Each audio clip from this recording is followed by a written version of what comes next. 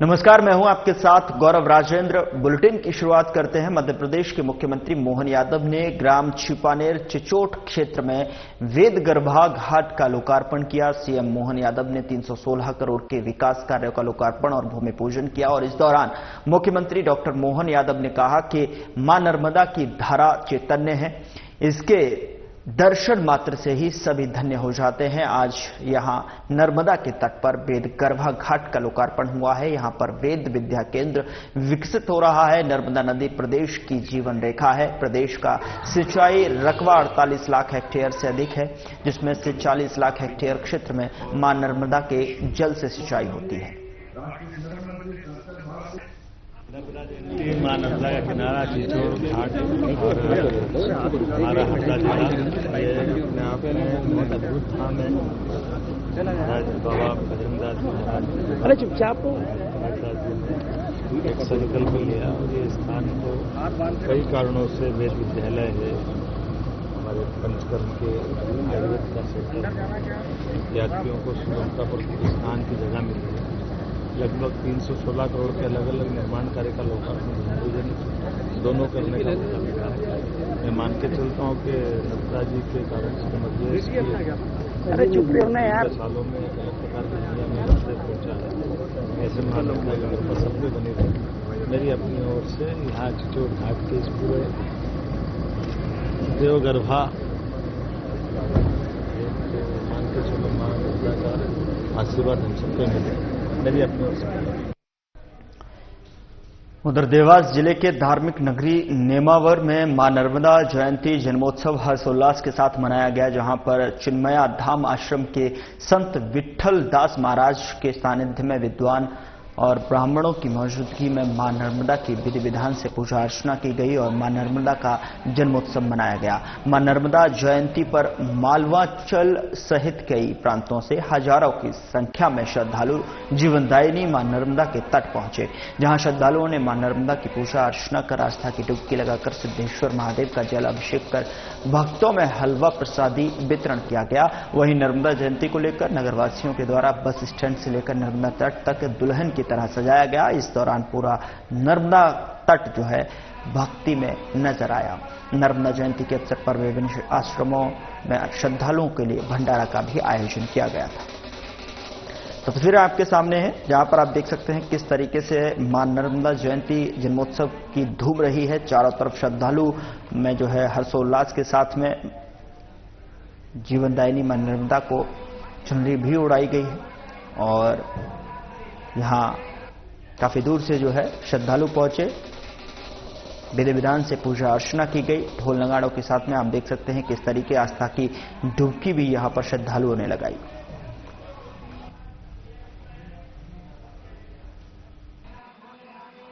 धार्मिक केंद्र है जहां नर्मदा मैया का नाभि तीर्थ नेमावर को कहा जाता है और नाभि स्थान होने से इस तीर्थ की महिमा अनंत गुना बढ़ जाती है। आप देख सकते हैं ब्रह्म मुहूर्त से किस प्रकार से सैकड़ों की हजारों की तादाद में श्रद्धालु जन यहाँ पहुंच रहे हैं और आस्था की डुबकी मां नर्मदा के पावन जल में लगा रहे हैं और अपने और विश्व के कल्याण की कामना कर रहे हैं। नर्मदा मैया के इस पावन तीर्थ में प्रतिवर्ष लगभग 75 वर्षों से पूज्य चिन्मय धाम आश्रम नेमावर ब्रह्मचारी जी और वर्तमान में श्री पूज्य विठल दास जी महाराज ब्रह्मचारी जी महाराज जी के पावन सानिध्य में सैकड़ों ब्राह्मणों के आचार्यत्व में और विद्वान ब्राह्मणों के सानिध्य में वैदिक मंत्रोच्चार के साथ हजारों श्रद्धालु की संख्या यहाँ उपस्थित श्रद्धालु जन सभी नर्मदा मैया का जन्मोत्सव मनाते हैं। जिस प्रकार से हम अपना जन्मोत्सव जन्मदिन मनाते हैं तो यह तो जगत को कल्याण करने वाली, जगत का तारण करने वाली मां नर्मदा है। सबिंदु सिंधु सुखद तरंग भंग रंजितम दुसस पाप जात जात कार्य वाले संयुतम कृतांत तो काल भूत भीतिहारी वर में सुदिए पास पवन नमाई मातु नर्मदे। माँ प्रकट हो गई इस भूतल पवित्र। माँ शंकर ने कहा, भगवान शंकर ने मां नर्मदा से कि तुम भूतल में क्या करो, यहाँ तब करो। मां नर्मदा को मैं जगत को पवित्र करने के लिए, अपने बालकों का कल्याण के लिए मैं भूतल में जाना चाहती हूँ। तो भूतल में आज माघ सप्तमी के दिन मध्याह्न काल में मां नर्मदा यहाँ पर अवतरण हुआ था। उन्हीं अवतरणों के दिवस में आज हम लोग कृतज्ञता ज्ञापित करते मां नर्मदा के प्रति जन्मोत्सव मनाते हैं। मां नर्मदा ने पहले तप किया कि मेरी सब तीर्थों में परम पवित्र हूँ, अर्थात गंगा से और सभी तीर्थों में पवित्र महिमा हो। जितने ऋषि मुनि देवता सब मेरे तल में तपस्या करें और आप साक्षात भगवान शंकर भी मेरे गोद में निवास करें। भगवान शंकर भी उनका तट में निवास करते हैं, गोद में निवास करते हैं और जितने ऋषि मुनि देवता हैं सब तप करके कृतार्थ होते, पवित्र होते हैं। तो माँ नर्मदा तप के प्रभाव से भगवान शंकर के आशीर्वाद से परम पावनी हो गई। उनके दर्शन से, उनके स्नान से, उनके आचमन से मनुष्य पवित्र होता है। जैसे माँ है जगत पावनी और सब तीर्थों में श्रेष्ठ, सब उनका श्रेष्ठ प्रौरा नाम है। नदियों में परम पवित्र, परम श्रेष्ठ ऐसी माँ नर्मदा का जन्मदिन है। तो हम लोग जितने उनके माँ का और हम पुत्र हैं जन्मोत्सव मनाते हैं और उसका आनंद लेते हैं और माँ का भंडारा, कन्या भोजन, उपवास, पूजन और साथी तल से आरती करके माँ का अपना निवेदन, प्रणाम निवेदन करते हैं। माँ नर्मदा एक पूरे संसार में एक ऐसी नदी है जिसके स्मरण मात्र से कष्टों का निवारण हो जाता है। ऐसे में पुण्य शरीरा माँ नर्मदा का आज प्रगटोत्सव है। नेमावर में आज मध्य प्रदेश नहीं भर अन्य स्टेटों से भी श्रद्धालु भक्त आए हैं। बहुत धूमधाम से माँ नर्मदा का जन्मोत्सव, पूजन, माँ की कढ़ाई, प्रसादी, चुंदड़ी इत्यादि के साथ मनाई जा रही है। सांस्कृतिक विभाग द्वारा भी निर्जंडी महोत्सव के तहत यहाँ पर एक विशाल शाम को सांस्कृतिक कार्यक्रम होगा जिसमें माँ नर्मदा के जीवन पर आधारित नृत्य प्रस्तुत किए जाएंगे। बहुत अच्छी मनोहर प्रस्तुति होगी। निश्चित ही आज हम अपने आप को बहुत धन्य और गौरवशाली मानते हैं। उधर ओंकारेश्वर मंदिर ट्रस्ट द्वारा धूमधाम से मां नर्मदा जी का जन्मोत्सव मनाया गया और इस दौरान वैदिक ब्राह्मणों के आचार्य तत्व में जो है स्थानीय कोटि तीर्थ घाट पर जो है आरती पूजन की गई। शाम में मंदिर संस्थान की ओर से महाआरती की गई। इसके बाद भंडारे का भी आयोजन किया गया जिसमें बड़ी संख्या में श्रद्धालुओं से जो है प्रसाद ग्रहण किया।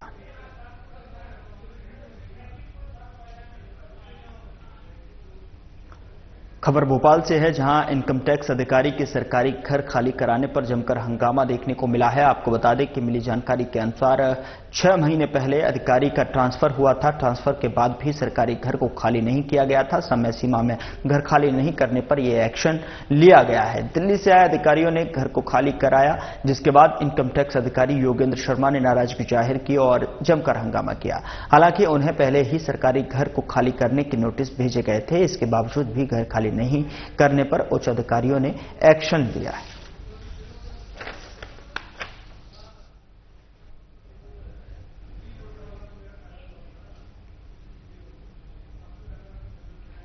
उधर पुलिस मुख्यालय द्वारा चलाए गए इंटरनेट साइबर सुरक्षा विशेष अभियान के तहत विंध्य नगर थाना प्रभारी अर्चना द्विवेदी के नेतृत्व में नवजीवन विहार, चूल्हा गेट, संडे मार्केट में साइबर जागरूकता संबंधी बैनर पोस्टर लगाकर जागरूकता प्रदर्शन लगाया गया। और आपको बता दें कि इस प्रदर्शनी में उक्त कार्यक्रम में विंध्य नगर थाना क्षेत्र अंतर्गत नवजीवन विहार, गहिलगढ़, ग्रीन हार्ट कॉलोनी, हरई और पिपरा लाल एनटीपीसी विंध्यनगर कॉलोनी के विभिन्न सेक्टरों के सैकड़ों लोग जो है उपस्थित रहे जिसमें गणमान्य जो है नागरिक और महिला, पुरुष, युवा शामिल हुए। आपको बता दें कि उपस्थित लोगों से जनसंवाद कर जागरूकता कार्यक्रम आयोजित किया गया और जागरूकता संबंधी पैम्पलेट वितरित किए गए।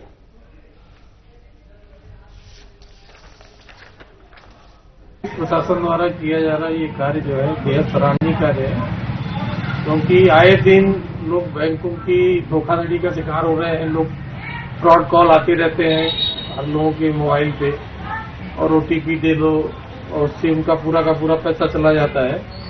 तो इसके लिए जो पुलिस प्रशासन द्वारा ये अभियान चलाया जा रहा है इससे लोग जागरूक होंगे, लोगों को इन सब चीज़ों की जानकारी मिलेगी और लोग इससे अपने आप को सुरक्षित महसूस करेंगे।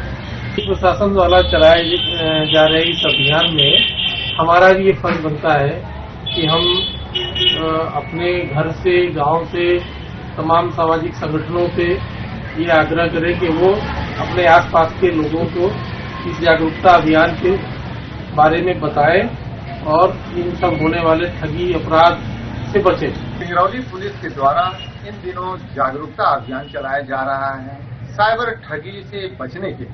ये बेहद ही सराहनीय है और हर नागरिक का फर्ज बनता है कि पुलिस प्रशासन के साथ में मिल करके हम सभी लोग मिलकर सहयोग प्रदान करें। इसके लिए हमें अपने घरों से शुरुआत करनी होगी।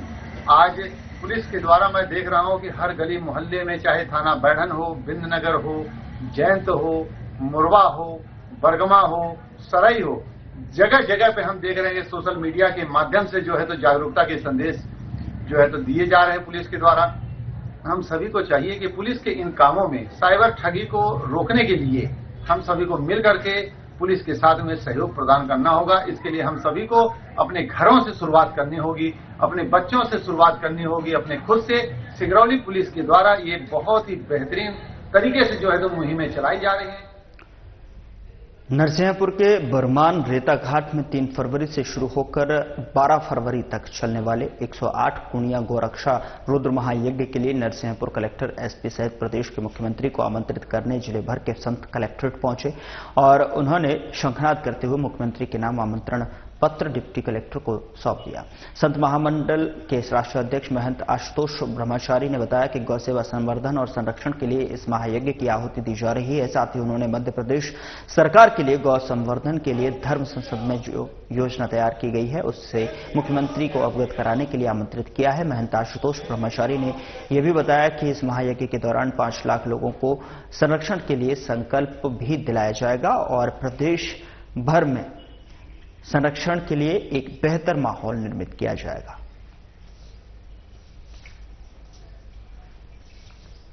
जी, आज मैं कलेक्टर महोदया यहाँ जो नरसिंहपुर है इनके पास एक ज्ञापन पत्र और एक निमंत्रण पत्र मैं लेकर के आया हूं, जो माननीय मुख्यमंत्री के सपरिवार मैंने यहाँ पर रेता घाट बरमान में श्री श्री 108 कुंडी गौरक्षा रुद्र महायज्ञ हो रहा है, उसमें सपरिवार आमंत्रित किया है।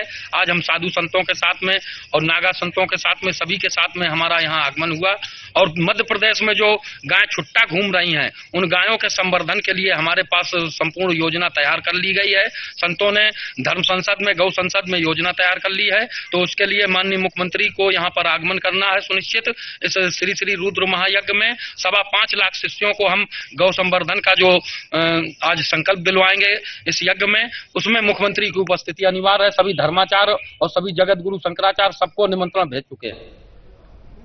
और अब खबर मध्य प्रदेश के बेहर से है, जहां ग्राम अलना में प्राथमिक शाला भवन के नवनिर्माण की मांग ग्रामीण कर रहे हैं। मिली जानकारी के अनुसार बता दें कि प्राथमिक शाला भवन जर्जर अवस्था में, लोगों का कहना है कि भवन का हालत ऐसी है कि कभी भी दुर्घटना घट सकती है। बरसात के दिनों में बच्चों को काफी मुश्किलों का सामना करना पड़ता है, जिसे देखते हुए ग्रामीणों ने पहले ही शासन प्रशासन से भवन निर्माण की मांग रखी है ताकि आने वाले समय में स्कूल में पढ़ने वाले बच्चों को समस्याओं का सामना न करना पड़े। ग्रामीणों का कहना है कि वो कई बार जन सुनवाई में भी आवेदन दे चुके हैं, परंतु आज तक कोई कार्रवाई नहीं हुई है, समस्या का समाधान नहीं हो पाया है।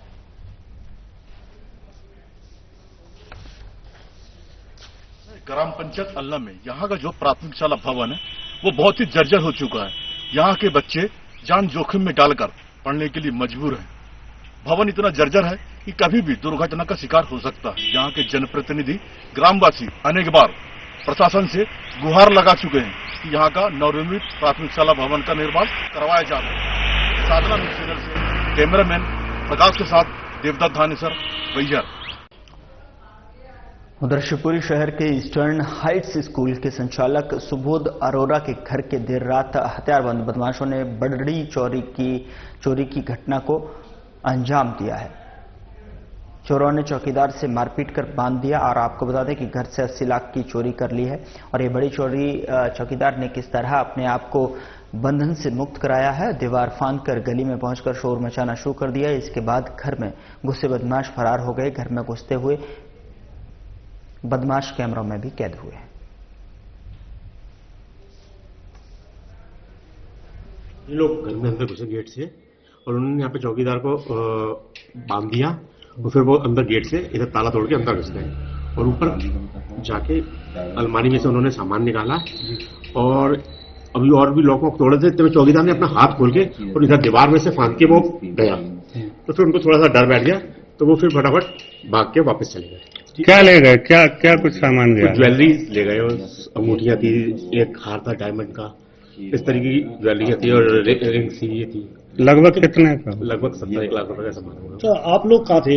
हम मोर्चा गए हुए थे, तो फिर ये चौकीदार जब वैसे भाग के गया तो वो लोग उसके पीछे गए, तो ये इधर से जो उसकी पत्नी थी वो अपने बच्चे को लेकर इधर गई, अंदर हमारे एक चौकीदार और रहता है, उसने मोबाइल उन्होंने आते ही ले लिया था उस चौकीदार का। तो फिर उन्होंने अंदर आते ही वहां पे उसने फोन किया, तो फिर उन लोगों ने हमको फोन किया, तो मैंने 100 को इमीडिएट लगाई जी, और फिर 10 मिनट बाद पुलिस वगैरह सब आ गई। उधर शिवपुरी पुलिस ने बढ़ते साइबर अपराधों से आमजन को सुरक्षित रखने के लिए 1 फरवरी से 11 फरवरी तक विशेष जागरूकता अभियान शुरू किया है और इस अभियान के तहत पोहरी थाना क्षेत्र के ग्राम बछोरा पर एक महत्वपूर्ण कार्यक्रम का आयोजन किया गया है, जिसमें थाना प्रभारी रजनी सिंह चौहान ने लोगों को साइबर सुरक्षा के बारे में जागरूक किया है। और आपको बता दें कि बैनर पोस्टर के माध्यम से साइबर सुरक्षा के महत्वपूर्ण टिप्स साझा किए हैं। उन्होंने लोगों को अज्ञात नंबरों से आने वाले कॉल, मैसेज और ईमेल से सावधान रहने की सलाह दी है। साथ ही बैंक खातों की गोपनीय जानकारी किसी से साझा न करने पर जोर दिया है। साथ ही आपको बता दें कि कार्यक्रम में ऑनलाइन ठगी, फिशिंग, फर्जी कॉल और एटीएम फ्रॉड से बचने के तरीके भी बताए गए।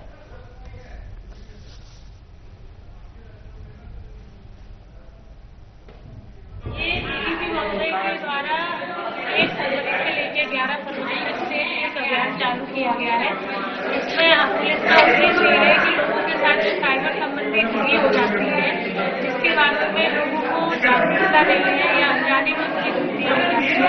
इसके लिए पुलिस गांव-गांव में जाकर लोगों से मिल रही है, बात कर रही है और उसकी समस्या पूछ रही है। मैंने देखा मैडम आप काफी अच्छे से समझा रही थी और सभी लोग बहुत अच्छा आपको वो दे रहे थे, और आगे ये चलता रहेगा कार्यक्रम? हाँ, मेरा प्रयास ये है कि ये कार्यक्रम चलता रहे, भले ही ये सिर्फ अभियान 11 तारीख को खत्म हो जाएगा, पर मैं इस अभियान को जो हमारे पौरी में एक एनजीओ है विकास संवाद, इसके साथ में मिलकर आगे भी चलाने की कोशिश करेंगे। खबर राजगढ़ जिले के पाचौर से है, जहां एक व्यापारी का राशन के चावल की कालाबाजारी का गोदाम तहसीलदार ने सील कर दिया। व्यापारी गांव से राशन दुकान से चावल खरीदकर पिपरिया और शुजालपुर के व्यापारियों को बेच देता था।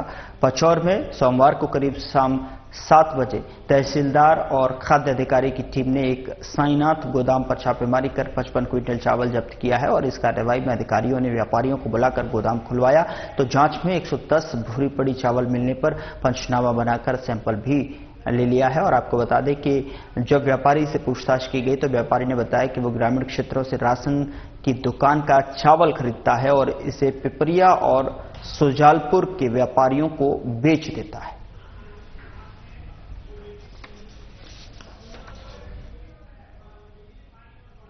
उधर राजधानी भोपाल के एमजी नगर थाना क्षेत्र में मंगलवार को अज्ञात कारणों के चलते एक 22 वर्षीय युवक ने होटल में फांसी लगाकर अपनी जीवन लीला को समाप्त कर लिया। सूचना के बाद मौके पर पहुंची एमपी नगर थाना पुलिस ने शव को अपने कब्जे में लेकर पोस्टमार्टम के लिए भिजवाया है और मर्ग कायम कर मामले की जांच शुरू कर दी है। पुलिस ने बताया कि युवक का नाम अमन दुबे है, जो भोपाल के अशोका गार्डन थाना क्षेत्र के सेमरा कला में रहता था। मृतक ने बीती रात को एमपी नगर के एक निजी होटल में आकर रूम बुक किया था और रात को वो वहीं रुका था। उसी दौरान उसने फांसी लगाकर आत्महत्या कर ली। ऐसे एसीपी अक्षय चौधरी ने बताया कि होटल से सूचना मिली थी कि एक युवक ने होटल में फांसी का फंदा बनाकर आत्महत्या की है। सूचना के बाद मौके पर पहुंची पुलिस ने मर्ग कायम कर जांच शुरू कर दी है। आत्महत्या के कारणों का फिलहाल खुलासा नहीं हो पाया है। साथ ही पुलिस को मौके से कोई सुसाइड नोट भी नहीं मिला है। पुलिस ने फिलहाल शव को पोस्टमार्टम के लिए भेज दिया है। पोस्टमार्टम रिपोर्ट आने के बाद मामले में परिजनों के बयानों के आधार पर कार्रवाई की जाएगी। प्रातः सूचना आई थी कि एक व्यक्ति जो काना कैथल्स में जो रुका हुआ था उसने फांसी लगा ली, जिस पर मौके पर पुलिस रवाना हुई। उसका जमदस्तिया जो नाम पता किया है अमन दुबे नाम है और सेमरा निवासी है। इसमें पुलिस द्वारा मर्ग कायम कर लिया है और जांच की जा रही है। अग्रिम कार्रवाई जैसी होती है हम आपको सूचित करेंगे। खबर भोपाल से है, जहां काली जी के मंदिर के पास छोटी झील में एक युवक ने छलांग लगा दी। बता दें कि सूचना मिलते ही तलैया पुलिस घटनास्थल पर पहुंची और जान पर खेलकर युवक की जान बचाई। मिली जानकारी के अनुसार युवक पिपलानी रत्नागिरी का रहने वाला बताया जा रहा है, जिसका मानसिक संतुलन गड़बड़ है।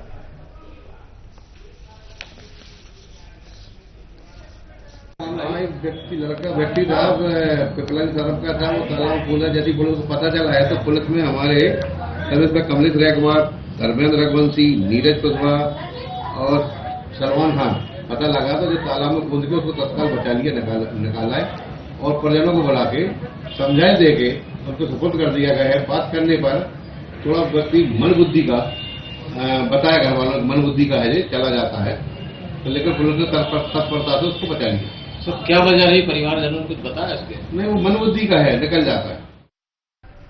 हर साल की तरह इस साल भी नर्मदा जयंती के मौके पर सामाजिक और धार्मिक संगठनों ने विशाल चुनरी यात्रा नर्मदा तट ग्राम अलीगंज तक निकाली और बता दें कि केवट समाज समिति के माध्यम से कई किलोमीटर लंबी विशाल चुनरी यात्रा का भाव आयोजन शक्ति धाम देवी दुर्गा मंदिर से प्रारंभ किया गया।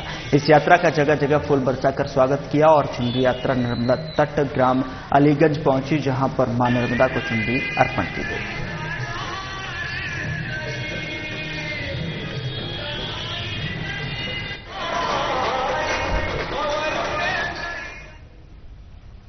उधर रविवार की शाम को निर्माणाधीन रेलवे स्टेशन पर पटरी बिछाने के काम को लेकर दो मजदूर गुटों के बीच में खूनी संघर्ष हो गया और इस संघर्ष में दोनों पक्षों में 5 मजदूर घायल हुए हैं। मजदूरों के दोनों गुट राजस्थान के रहने वाले बताए जा रहे हैं। वहीं मामूली झगड़ा पत्थरबाजी और लोहे की रॉड से हमले में बदल गया। पटरी बिछाने को लेकर दोनों पक्षों में पहले कहासुनी हुई, जो बाद में हिंसक झड़प में बदल गई।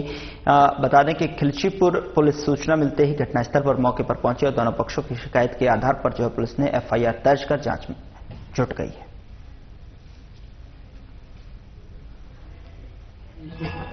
क्या काम कर रहे थे आप लोग? हम तो सर आ रहे थे, कृष्णपाल जी कंपनी के इंचार्ज हैं सर, उन्होंने बोला था हमारे से कि आप कल से इधर काम करना सर, भोपाल एंड पे। तो ये सर दूसरी पार्टी मेरे को स्टेशन पे मिला था, बबलू, उसने सर मेरे से गाली गलौज किया, बोला आप काम मत करना। हमने बोला था कृष्णपाल जी से आप बात करना, तो इसी में सर विवाद होने लगा। बस गाली गलौज करके वो मारना चालू कर दिया। किस चीज से मारा? ये राड थी सर, लोहे की, और प्लेटफॉर्म से ऊपर फेंक दिया राड, और सर पूरी लेबर लगी हुई थी इनकी काम। हाँ, पथराव किया सर। कितने लोगों ने? ये तो 30-40 आदमी थे सर। कितने लोग घायल हुए आपके? हमारे तो 4 लोग घायल। उधर माकडोन थाना क्षेत्र में पैसों के लेनदेन को लेकर हुए विवाद में पिता ने अपने बेटे को गोली मार दी, जिससे उसकी मौत हो गई। खबर मिलने पर माकडोन पुलिस मौके पर पहुंची और शव को पोस्टमार्टम के लिए तराना अस्पताल पहुंचाया गया। और पुलिस ने आरोपी पिता को गिरफ्तार कर लिया है, जो घटिया विधानसभा क्षेत्र के बीजेपी विधायक सतीश मालवीय का भाई है। ASP पल्लवी शुक्ला ने बताया कि आरोपी के पास 12 बोर की बंदूक जब्त की गई है।